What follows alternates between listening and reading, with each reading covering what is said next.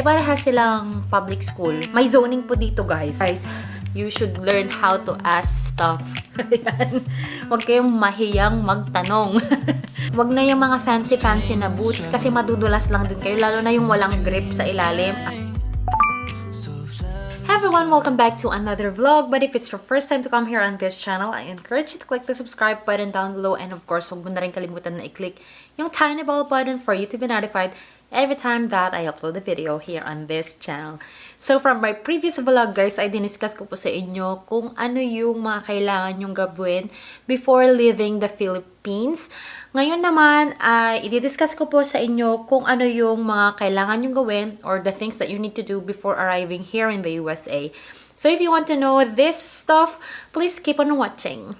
So, ito na guys, papunta na kayo dito sa USA. Alam ko, usually 1 month lang ang binibigay na leeway ng mga agency or ng mga employers. Kung minsan nga, days lang, kung minsan weeks lang. So, maganda to na i-prepare nyo na yung sarili nyo even before getting your visa. So, hindi kayo magkakaroon ng, alam mo yun, ng mga mahirap na gawain or hindi kayo masyadong may stress kasi nakaka-stress talaga yung mag-travel.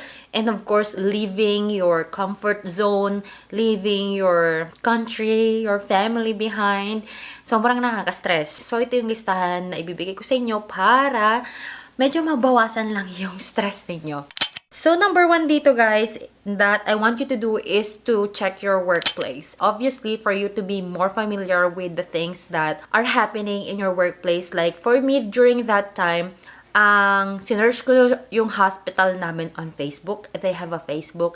So, nakita ko na, hiring sila ng mga nurses, hiring sila ng housekeeping, ganyan. Tapos sabi ko, oh my God, hiring sila. So, ibig sabihin, there's a possibility na mababa yung staffing nila. So, parang in-expect ko na during that time na, pagdating ko talaga doon, madami ko kong pasyente. So, fortunately naman, nung pagdating ko dito guys, na-fill in na nila yung mga positions na kailangan nila. So, at least, during that time na nasa Pilipinas pa ako, arriving here in the US, na-prime ko na yung sarili ko na, madami kang magiging pasyente pagdating mo ng Pilipinas. Ganun. And also, check nyo yung social media accounts nila na iba, like Instagram, kung ano yung mga kino-comment ng mga tao, kung mababait ba yung mga tao doon. Kasi dito guys, ang review of services is very important sa kanila. So kapag may nag-comment na, na-experience ko yung ganitong nurse, ang toxic niya magtrabaho or whatsoever, ano yun guys, medyo red flag yon. At least alam nyo na i-prepare nyo, sabi ko nga. And then again, check Google review as well, kasi nagli-leave ng mga reviews ang mga pasyente most of the time. And also, ginawa namin nung nasa Tennessee na kami nun, before we moved to our deployment states. Nag-Google Street kami guys, bago pa ako dumating dito sa Iowa. Ginoogle Street namin yung workplace ko, tapos tinignan namin kung ano ba yung mga surrounding area, makikita mo doon, may golf course, may school malapit, may ganito, may restaurant, may ganon. So, at least you know kung ano yung magiging town ng workplace mo, at least medyo makakakita ka na may hope. Hindi ako mapupunta sa sa liblib na lugar, something like that. Second here that I want you to check is check the crime rate of the place that you're going to. Kasi at least nasa Pilipinas pa kayo, pwede pa kayo mag-back out. Actually, kahit nandito na kayo sa US, kapag hindi pa naman kayo na-deploy, there's still a possibility that you can still request for a change of assignment kung talagang hindi kayo komportable. Kung, for example, you have a big family or may anak kayo, and then nakita nyo talaga na the crime rate is not good, tapos wala kayong makita na apartment na maayos, ganyan. At least you can still talk to your agency if they can do something about it. Kung pwedeng ilagay ka nila sa ibang facility, same state, or, something like that. And then, check also the school zoning and rating. If you have a kid, kunyari, dito ka sa town na to nakatira, tapos may school next town, tapos nakita mo na yung rating na school next town is even higher than the school rating of the school dito sa town ninyo. Kaya sabi mo siguro, enroll ko yung anak ko doon kasi mas maganda yung school doon. Parehas silang public school. May zoning po dito guys. So, if you are from this town, may certain radius kung saan ka lang pwedeng mag-aral. If you are going to enroll in a public school, you might wanna check kung ano yung zoning ng school para sa anak ninyo, para ma-prepare nyo na yung sarili nyo na you will go to this school. Tapos pakita nyo na rin yung anak nyo, dito yung dito yung school na pupuntahan mo, at least yung rating nila maganda, tas mag-Google Street nyo na rin yung school. Ganyan kasi guys, syempre, hindi lang naman kayo yung anxious, lalong-lalo na yung mga bata, lalo na kapag yung anak nyo hindi marunong mag-English or hindi kagalingan mag-English, magiging super anxious yung mga yan. So, do pa lang sa Pilipinas, pero napakita nyo na, oh, ito yung magiging school mo, maganda, na-research nyo na, ganyan. So, check the zoning of your school and, of course, the rating. Ayan, very important yung rating. And then, look for an apartment already. So, kunyari, alam mo na may visa ka na nung na-interview ka, welcome to the USA, sabi na ng consul. Paglabas mo ng embassy, maghanap na ng apartment, guys, or ng matitirhan ninyo. And then, try to communicate already to the owner. Pwede mo kasing sabihin na, I will be in the USA kapag ganitong month and yung tentative move-in date ko is like this month. Kasi guys, dito, pwede kasing nilang sabihin na, magiging available pa siya sa August, sa ganito. So, kahit alam mo na pasok sa budget mo, kaso pagdating mo ng deployment time mo, hindi pa siya available kasi meron pa siyang tenant. Parang next month pa siya magiging available. Yun yung magiging mahirap. So, nasa Pilipinas pa lang kayo, magtingin na kayo ng mga tentative na mga apartments ninyo. During that time, guys, na nandito ako, sobrang hirap maghanap ng apartment online kasi yung previous owner of this apartments and my previous apartment, siya kasi may-ari lahat nito, hindi sila ma-social media. They don't post it a lot online. Kasi, dito kasi guys, matindi yung referral dito. Madaming tao na naghahanap ng apartment dito sa town na to. So, they don't need to advertise and people knows na sila yung nagpaparent. Ayan. So, ayun. At least, meron na kayong madaming option na, hindi namin makontak sa ganito. Hindi sumasagot yung isang owner na ganito. So, at least you have a lot of options and makita nyo na rin kung magkano yung payment monthly, tapos tanongin nyo na rin yung average na bills monthly. At least makita nyo na kung magkano yung magiging monthly na bills ninyo. At least ma-compute nyo na rin if you've seen my computation of my paycheck. At least you will know how to compute your paycheck na. I will put the link in the description box down below para at least alam nyo kung kakasya ba yung sasahurin nyo o hindi. Then, fifth is email your dealership. So, habang nasa Pilipinas pa lang kayo, dapat alam nyo na.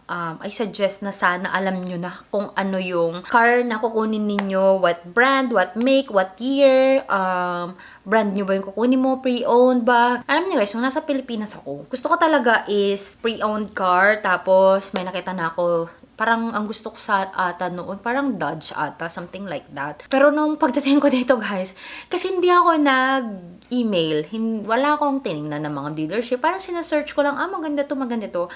Thinking that a lot of cars will be available when I get here.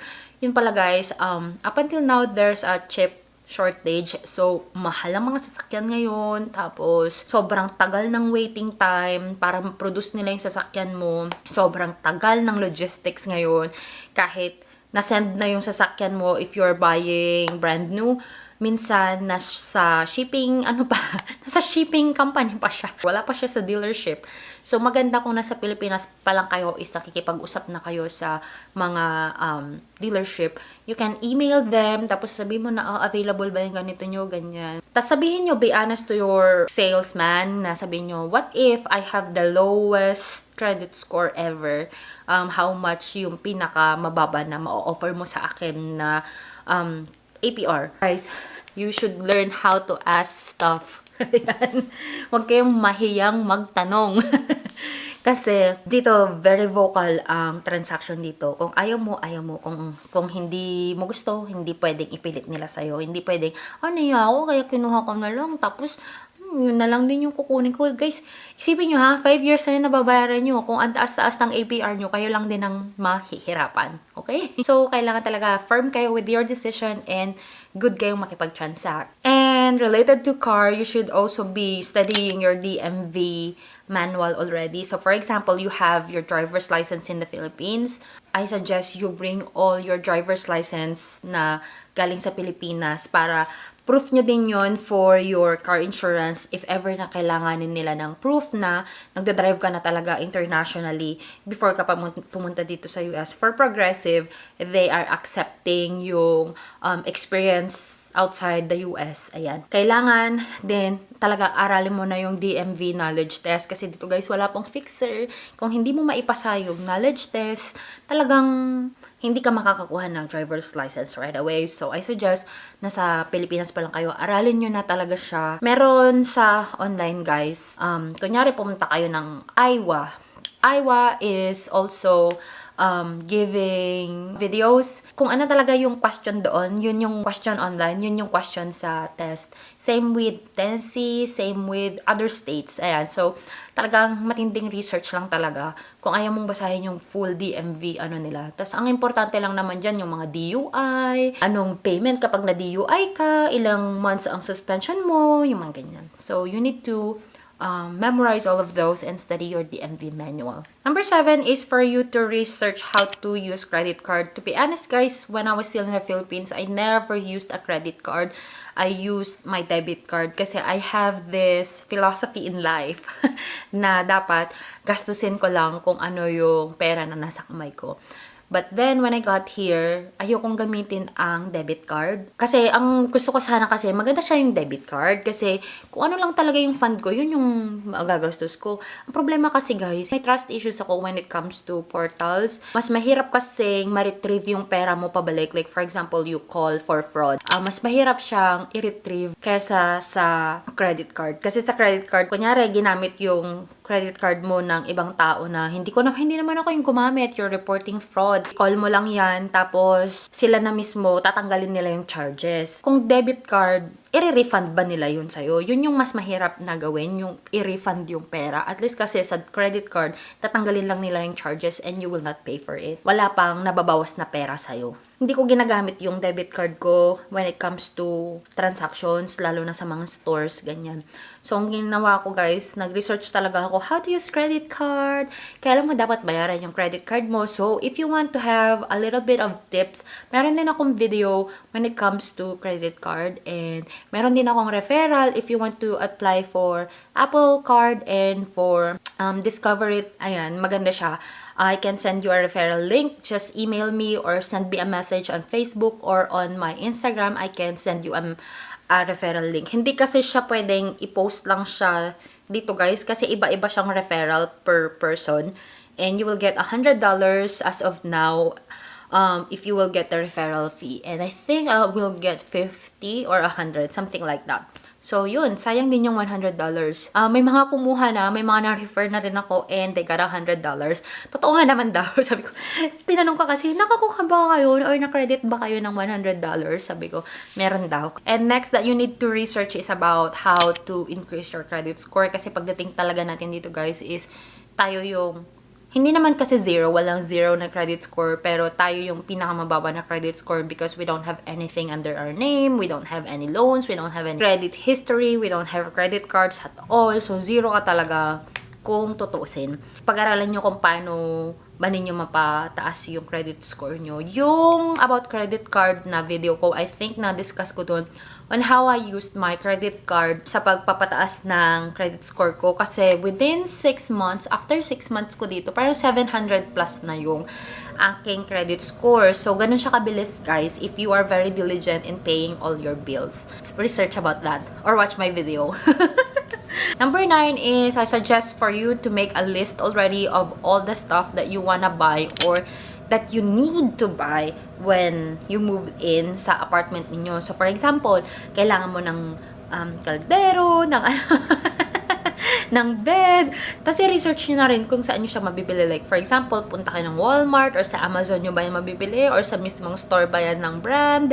So, yun guys, maglagay na kayo ng listahan and research the store. Ako kasi, very OC ako when it comes to stuff like that kasi I'm very tight with my money when I got here. Siyempre guys, mahirap simula ng buhay. Lalo na that time, I was just alone. I don't have anybody. So, kung ma-mess up ko yung budget ko, wala akong aasahan na iba. Anong gagawin ko? Tatawag ako sa nanay ko. Wala na akong pera. Ginawa mong emergency fund yung magulang mo. Don't do that. Kaya make a list and then put the tentative na na budget nyo and yung tentative na ang tawag nito, price na product na bibilhin nyo and where to get it. So that's my suggestion on how you're gonna do your list of stuff that you need to buy before moving in. Number 10 is finish all your agency test. Ayan. So kung under agency kayo guys, or kahit hindi under agency, kahit direct hire, I think, kailangan may mga ipasa ka na mga test nila. Dito nga sa amin, yung mga hindi naka-agency na mga kasama ko, meron silang care learning. So, that is yearly na ginagawa nila. Or kung bagong hire ka, dapat magawa mo na siya within a few days or weeks, ganun. So, I suggest kapag may sinend sa inyo yung agency nyo habang nasa Pilipinas pa kayo, tapusin nyo na siya para pagdating nyo ng US, hindi nyo na siya iniisip na, ay, hindi ko pa tapos yung test ko sa ganito, hindi ko pa naaral, hindi ko pa nasagutan, ganun. Para pagdating nyo dito, sa first weeks nyo, ayun, alam mo yun, pwede kang medyo mag-enjoy and lay low and mag-focus ka na lang sa paghahanap ng sasakyan mo, paghanap ng apartment mo. Kaysa nagte-test ka, wala ka pang apartment, wala ka pang sasakyan, hindi mo pa tapos yung test mo, tapos may ACLS ka pa, may ano mo yun. So, finish all your tests. Yan. Sa mga GHP po, paki-finish lahat yan. Bago kayo pumunta dito, para hindi kayo ma-stress. And then, number 11 is to check the weather. Ayan. Kasi kung kunyari, pagdating nyo dito is winter time or summer ba, I just really hope na pagdating nyo sana dito is summertime. Kasi kung winter kayo pumunta dito, Diyos ko, ang hirap naman nun. Lalo na kung galing lang talaga kayong Pilipinas, not in other country na may winter time. Grabe. Yung katawan nyo talaga, pabagsak talaga. Hindi man sasanay yan agad. Parang from hot, tapos cold right away. Ganun. Check your weather and then tingnan nyo kung ano ba yung mga kailangan nyong dalhin. Ganyan. Of course, the last but not the least that I want you to do is to bring appropriate outfits. Ayan, appropriate clothing. So, for example, you will get here, winter time, dapat talaga, ay, hindi joke ang winter time. Akala nyo lang sa mga picture na ang saya-saya nila, may snow, naggaganyan-ganyan pa sila, tapos humihiga-higa sila. Malamig yun, guys. Sobrang lamig nun. Kung hindi proper clothing yung gamit mo, hindi mo kakayaning humiga sa snow at mag-snow angel. Kung ganito lang na sweater, ay wala yan. Yung mga hoodie natin, wala yan. Kailangan talaga ng matinding coat. Bring your proper clothing. And then, kapag sa mga boots, ay, wag na yung mga fancy na boots kasi madudulas lang din kayo. Lalo na yung walang grip sa ilalim. Wag ka nang bumili ng ganun. Hindi mo lang din magagamit yan unless paglabas mo ng bahay mo is already your car, nasa loob yung car mo, and then yung pupuntahan mo is nasa indoor din yung garage nila. Hindi ka maglalakad sa snow or sa frozen ground, then I think you can use that kind of boots, yung mga walang grip. Pero kung outdoor lang din naman yung lalakarin mo, ay baka magka-fracture ka dito, sis.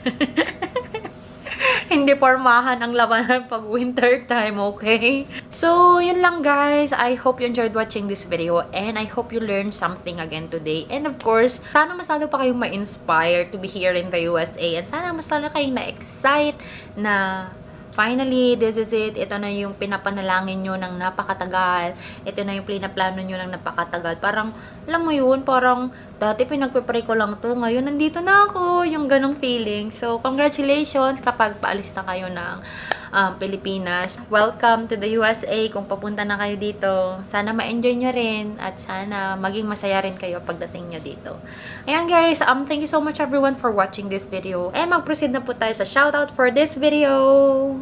Hey everyone! Thank you at narating nyo na naman po ang part ng ating video na mag-shoutout po ako sa mga nag-comment sa ating video na visiting Falls Park, South Dakota, and also sa vlog na shopping for travel, and also sa vlog na bedroom furnitures arrived. Ayan, so punta muna tayo sa visiting South Dakota. So, shout out kay Sis Waki Stolen. Ayan. Thank you so much. Laging nanonood, sis. And then kay Arnel. R-N-H-E-L. Ayan, Arnel. And then kay Buroknoy Taburnok. Lagi ding nagko-comment. And then kay Anna Love, who is an English subscriber. Ayan. Buti nanonood pa siya. Thank you for watching. And shout out din kay Snowball, Pinoy Life USA, AM Taiko, Ronnie Caberto, Mavi RN, Nurse Marian, Nirilyn Visitacion, and Ibrahim Hailil. And then, sa Shopping for Travel Essentials naman tayo na shout out. Shout out kay Mavi RN again, and then kay Anna Love, kay Frederick Fernandez, Varokne Taburnok, Lulay and Mika's Online Diary, kay Ibrahim Hailil, Princess Mia, Waki Stolen, Ronnie Caberto. And then, punta naman tayo sa Bedroom Furnitures Are Here. Shout out kay Renz Mia, Anna Love, Jolan, Valyeser, Reisha, Jem, kay Ronnie Caberto, kay Pauline May Hernandez, kay Ibrahim Hailil, Mavi RN, Arian, Waki Stolen, and kay Christian Joey Solares. Ayan, thank you so much everyone for watching our vlog, and thank you for commenting, and I hope you enjoyed watching this video, and I hope to see you guys on our next one. And if you haven't subscribed to this channel yet, please do subscribe. And if you haven't followed me yet on my Instagram and on my Facebook, the name is Joy of Mia, and I'll talk to you guys on my next one. Bye!